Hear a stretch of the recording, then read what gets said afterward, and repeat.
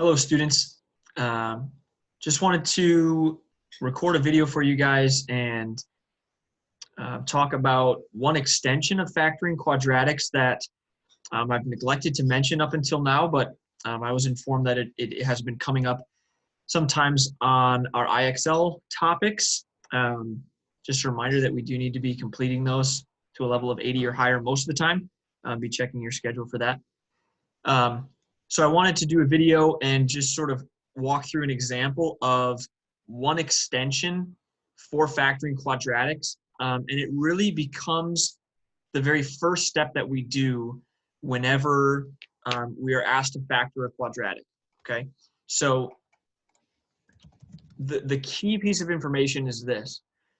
When we are asked to factor a quadratic expression, either a trinomial or binomial, any of the things that we've been doing in this second half of chapter 8, we must first check for a common factor in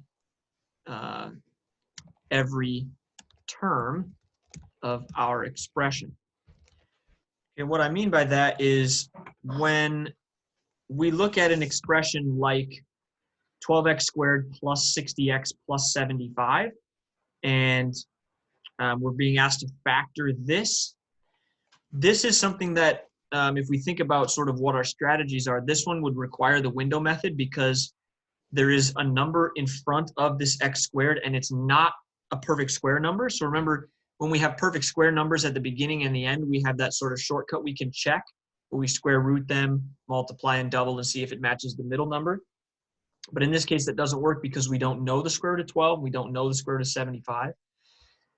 So this would be a rather complicated factoring example, okay, except if we look for and we check for a common factor in each of these three pieces, okay? And by the three terms, of course, I mean this term, this term, this term. And for right now, all I'm really worried about is the numbers, okay? All I'm worried about is the numbers. Is there a common factor, meaning a number I can divide all three of these numbers by? 12, 60, and 75. Well, if we start to think about maybe some numbers that we can divide 12 by really nicely, we can do 12 divided by 1, but that's probably not going to help us at all, right? We can do 12 divided by 2. Can we divide 60 by 2? Yes, but not 75. We can also do 12 divided by 3. Can we do 60 divided by 3?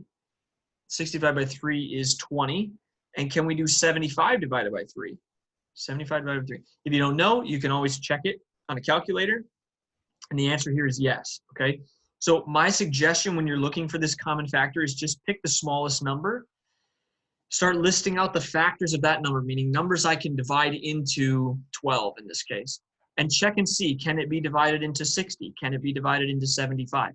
When you find one that works, okay, what we can do then is we can factor that number out. We can divide it out of each of these three terms, okay?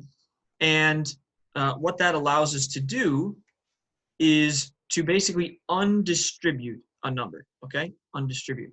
So what I do is, because I've decided that 3, this guy right here, is the factor that I can divide out of each of these three pieces, I put that in the front of a set of parentheses.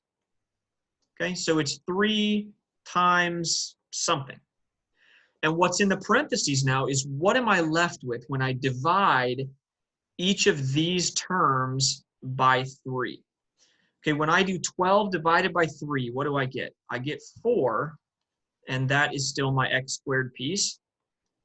Okay, and then when I do 60 divided by 3, what do I get? I get 20. That still has my x. And then when I do 75 divided by 3, I get 25.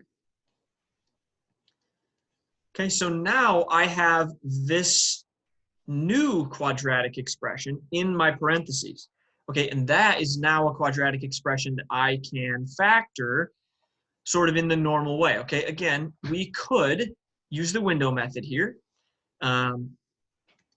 But this one, now that I've divided out the 3, I'm actually set up for one of my shortcuts because 4 is a number I know the square root of, right? The square root of 4 is 2.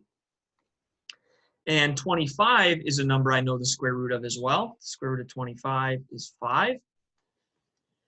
And I believe if I multiply those together, that makes 10. And if I double it, I get 20, right? So remember, that's sort of our check to see, can we do this the fast way? Can we square root the first number? Can we square root the second number?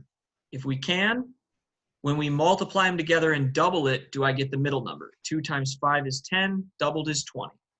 So yes, I can. And what it becomes then is, remember, so this one gets an x. It becomes 2x plus 5 in parentheses with a squared.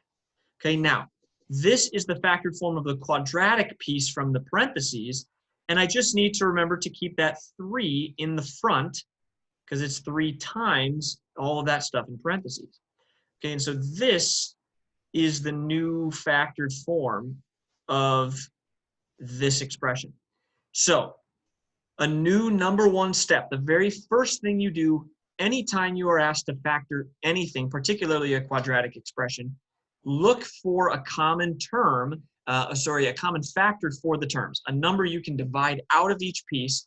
That's going to end up in the front of the parentheses, and it's going to stay there all the way to the answer, okay?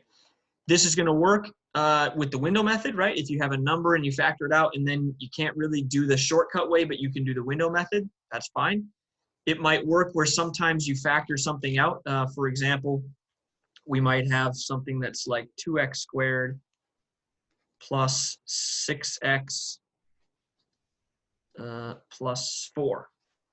Okay, and then this does have a common term, right? Each of these numbers can be divided by 2. So I can divide out a 2 and put it into parentheses. Now it just says x squared, right? Because 2 divided by 2 is just 1, but I don't really need the 1. Plus 3x plus 2. And now notice that what's in the parentheses here is just a regular quadratic expression, and I just go back to what multiplies to be 2 and adds up to be 3, and we can make our factors. It would be x plus 2 and x plus 1, because 1 times 2 is 2 and 1 plus 2 is 3. So you'd get this, and you'd have a 2 still in the front. Please don't forget to put that in the front if it's something that you factored out in the beginning, okay? So always check for a common term, and then the rest of the factoring should be just what we've talked about. Hope this helps. If you have any questions, please let me know. Otherwise, that's all I have for you right now, and we'll talk to you soon.